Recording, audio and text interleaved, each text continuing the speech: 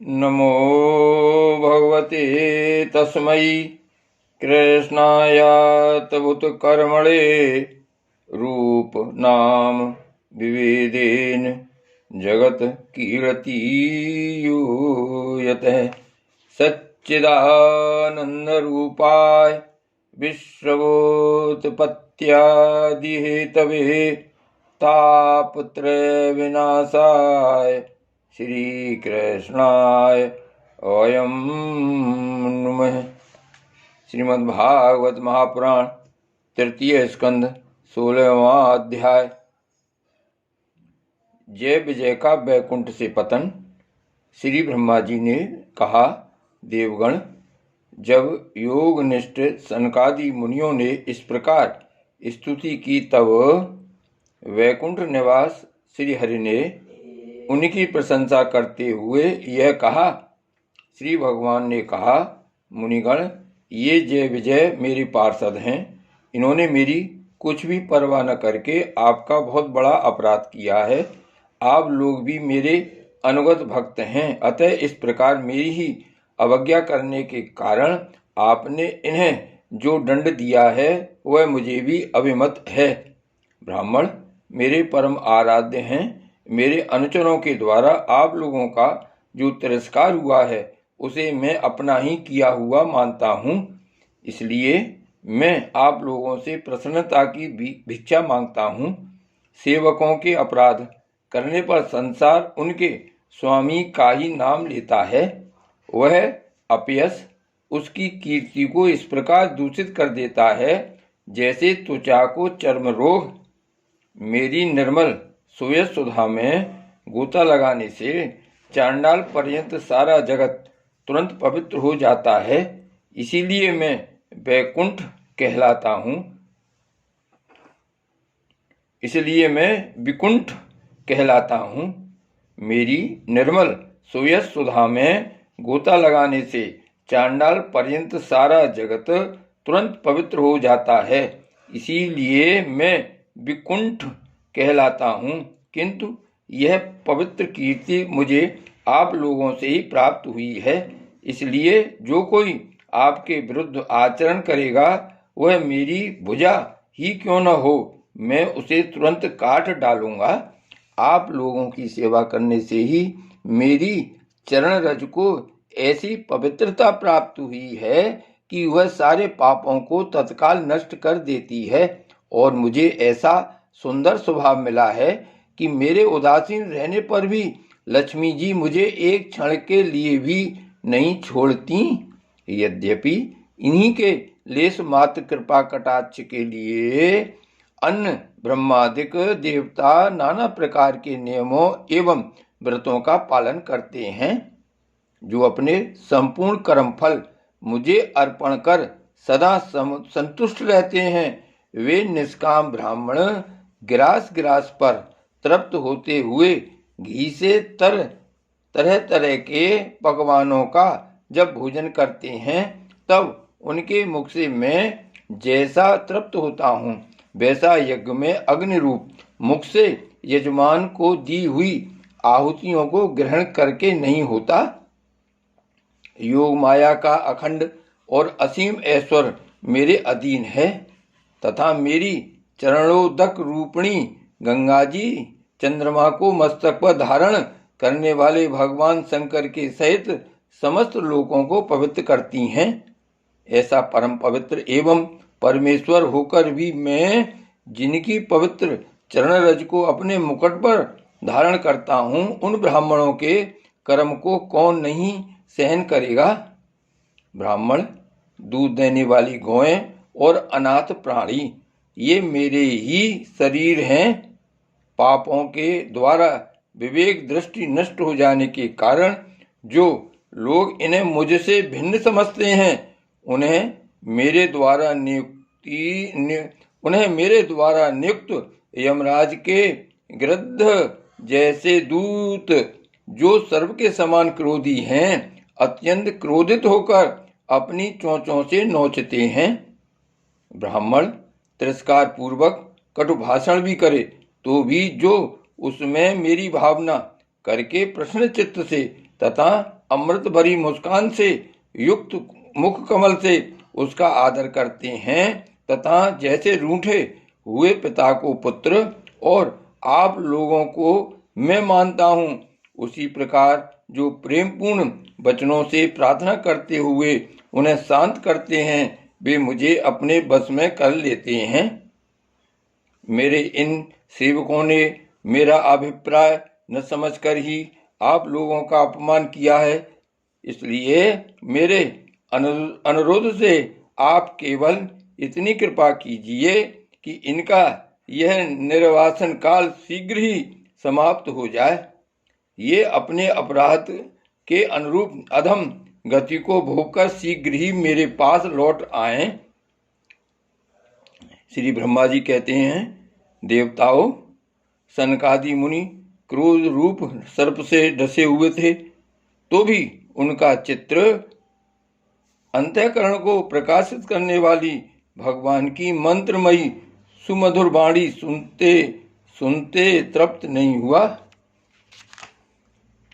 भगवान की उक्ति बड़ी ही मनोहर और थोड़े अक्षरों वाली थी, किंतु वह इतनी अर्थपूर्ण, सारयुक्त, दुर्विज्ञेय और गंभीर थी कि बहुत ध्यान देकर सुनने और विचार करने पर भी वे यह न जान सके कि भगवान क्या करना चाहते हैं।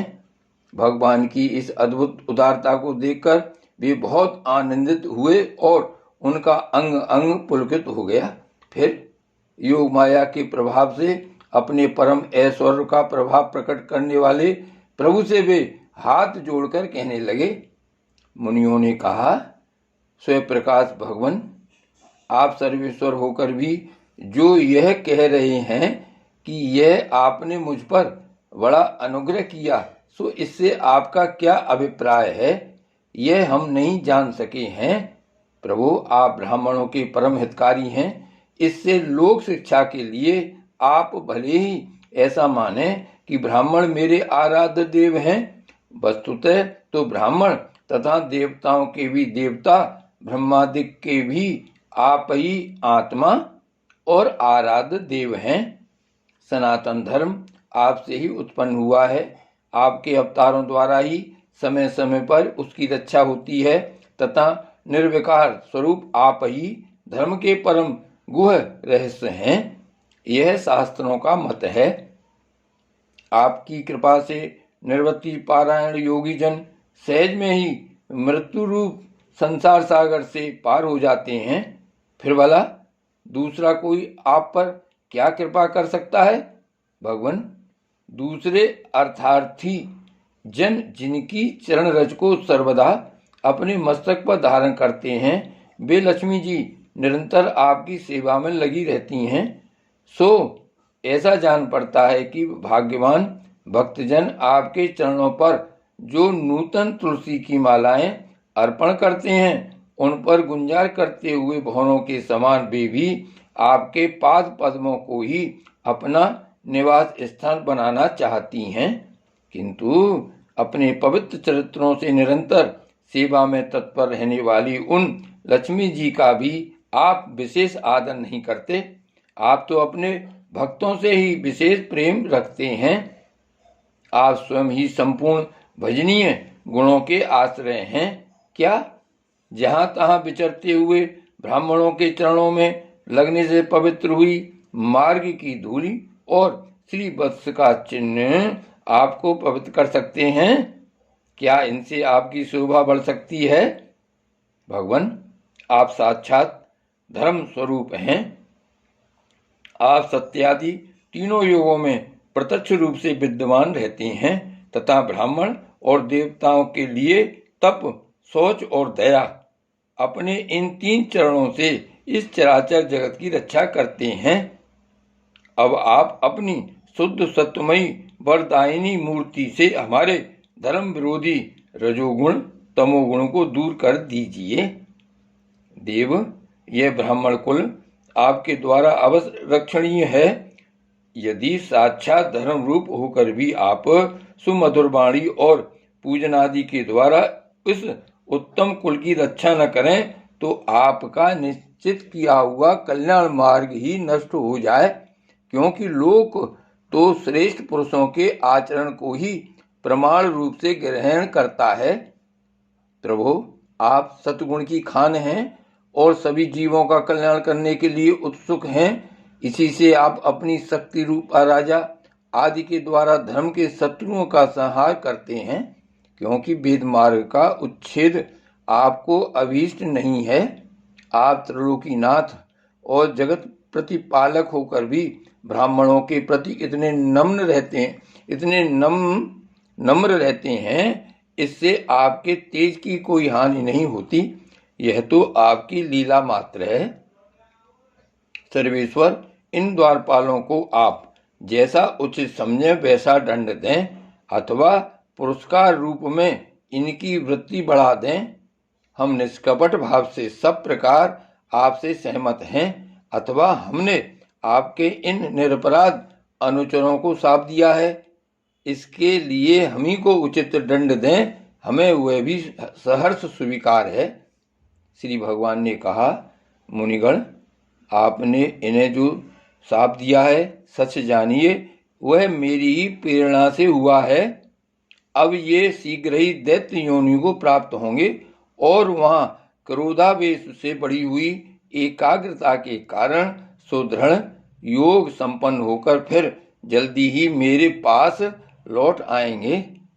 श्री ब्रह्मा जी कहते हैं, तदंतर उन मुनीश्वरों ने नैनाभिराम भगवान विष्णु और उनके स्वयं प्रकाश वैकुंठ धाम के दर्शन करके प्रभु की परिक्रमा की और उन्हें प्रणाम कर तथा उनकी आज्ञा पा भगवान के ऐश्वर्य का वर्णन करते हुए प्रमुदित हो वहां से लौट गए। फिर भगवान ने अपने अनुचरों से कहा, जाओ, मन में किसी प्रकार का भय मत करो, तुम्हारा कल्याण होगा। मैं सब कुछ करने में समर्थ होकर भी ब्रह्म तेज को मिटाना नहीं चाहता, क्योंकि ऐसा ही मुझे अभिमत भी है। एक बार जब मैं योग निद्रा में स्थित हो गया था, तब तुमने द्वार में प्रवेश करती हुई लक्ष्मी जी को रोका था। उस समय उन्होंने क्रुद्ध होकर पहले ही तुम्हें यह शाप दे दिया था। अब दैत्य योनि में मेरे प्रति क्रोधाकार वृत्ति रहने से तुम्हें जो एकाग्रता होगी, उससे तुम इस विप्र तिरस्कार जनित पाप से मुक्त हो जाओगे और फिर थोड़े ही समय में मेरे पास लौट आओगे। द्वारपालों को इस प्रकार आज्ञा दे भगवान ने विमानों की श्रेणियों से सुसज्जित अपने सर्वाधिक श्री संपन्न धाम में प्रवेश किया। वे देव श्रेष्ठ जय विजय तो ब्रह्म साप के कारण उस अलंघनीय भगवत धाम में ही श्रीहीन हो गए तथा उनका सारा गर्व गलित हो गया। पुत्रों, फिर जब वे वैकुंठ लोक से गिरने लगे, तब वहां श्रेष्ठ विमानों पर बैठे हुए वैकुंठ वासियों में महान हाहाकार मच गया। इस समय दिति के गर्भ में स्थित जो कश्यप जी का उग्र तेज है, उसमें भगवान के उन पार्षद प्रवरों ने ही प्रवेश किया। उन दोनों असुरों के तेज से ही तुम सबका तेज फीका पड़ गया है। इस समय भगवान ऐसा ही करना चाहते हैं। जो आदि पुरुष संसार की उत्पत्ति, स्थिति और लय के कारण हैं, जिनकी योग माया को बड़े बड़े योगी जन भी बड़ी कठिनता से पार कर पाते हैं, वे सत्ववादी तीनों गुणों के नियंता श्री हरि ही हमारा कल्याण करेंगे। अब इस विषय में हमारे विशेष विचार करने से क्या लाभ हो सकता है। श्री भागवत भगवान की जय। इति श्रीमद्भागवते महापुराणे पारमहंसायां संहितायां तृतीय स्कंधे 16 अध्याय। नमः। श्री वल्लभाधीश की जय। श्री गोकुलनाथ की जय। जय जय श्री गोकुलेश, जय जय श्री गोकुलेश।